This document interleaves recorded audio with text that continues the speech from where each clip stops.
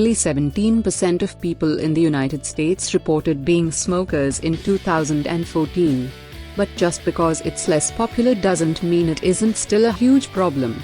It's still considered the leading cause of preventable death in the world. Welcome to our YouTube channel Random, and today we are going to watch a video on reason why so many people still smoke. Number 1. Poverty is one of the biggest predictors. When we look at the rate of smoking, the rate tends to be highest in the lowest income groups. It's really regressive in the sense that you've got people who can least afford to buy cigarettes having the highest poverty. It's true, 26% of people who live below the federal poverty level smoke cigarettes, compared to 15% who live above it, according to the Centers for Disease Control and Prevention, CDC. The confounding variable here is most likely stress. Tobacco companies are aware of this and often focus their marketing efforts on poorer neighborhoods, with price promotions and an abundance of stores that carry cigarettes. Number 2. Peer pressure, or societal pressure, at least, still exists. Smoking is simply more accepted in certain environments. While corporate companies and office buildings usually discourage smoking, that's not necessarily the case for people who work independently or outside. That's one of the challenges. How do we go about increasing the notion that smoking is not encouraged across all different strata of society? The U.S. Department of Housing and Urban Development, which has begun providing smoke-free multifamily housing to low-income families in hopes of reducing exposure to second-hand smoke, something that may help to change the social norm for the next generation. Number 3. A lack of education seems to play a big role. As education level rises, smoking rates drop. Just 5% of people who have a postdoctorate degree smoke, compared to 43% of people with it. Again, socioeconomic factors could be at play here, but it's also possible that people with lower education levels are unaware of the risks of smoking. They might think it's associated with lung cancer, but not that it's associated with the incidence of a lot of other types of cancers as well. Likewise, people who want to quit might not even know where to start.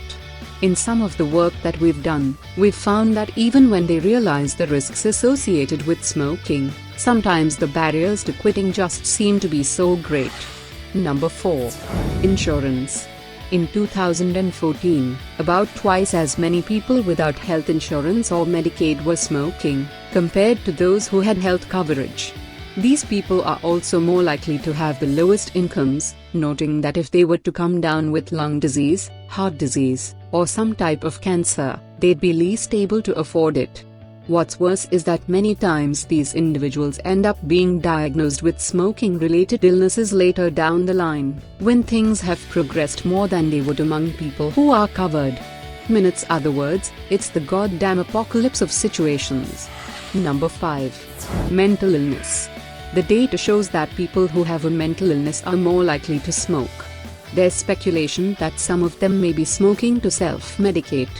We know that when a person smokes, it has an impact on their brain. It makes people feel better.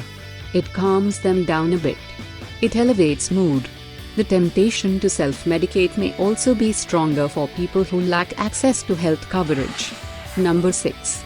Tax-free cigarettes are still available on Indian reservations in the United States. The price of cigarettes is typically lower on Indian reservations, since they are considered sovereign land, exempt from local and state taxes. And that's dangerous when it comes to cigarettes, which sell more when they're taxed less, pointing to a University of North Carolina study. And it just so happens that American Indians and Alaska Natives smoke more cigarettes than any other ethnic group. You see that in New York City, which significantly raised the price of cigarettes, that it contributed a great deal to a lot of people quitting smoking. Number 7. It's just hard after all to quit. For many people who are smokers, quitting smoking will be the hardest thing they'll ever do. Of course, the most meaningful thing they could do in terms of their health status and longevity. Part of that is because commercial tobacco has been processed to increase the potential of rapid delivery of nicotine, which gives it a higher addiction potential.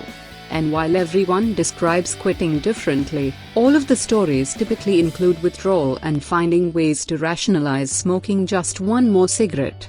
Like our video if you do not smoke. Comment down below if you do smoke. We request you to quit smoking. Subscribe to our YouTube channel for more videos and press the bell icon for more updates.